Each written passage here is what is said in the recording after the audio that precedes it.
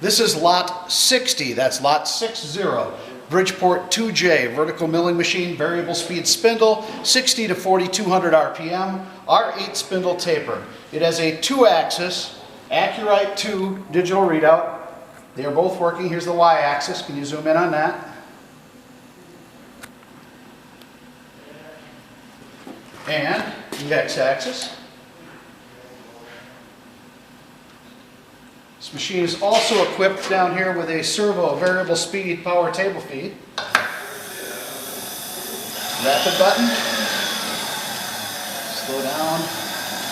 Speed up, slow down.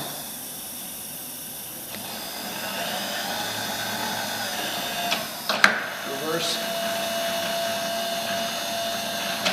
I'll run the spindle.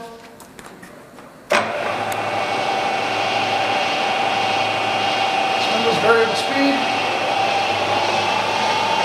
I'm in the high range.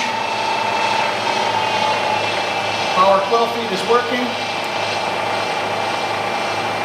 Watch the quill feed down. Kick out.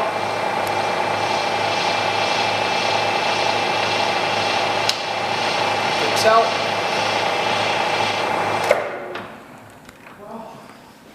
And there it is.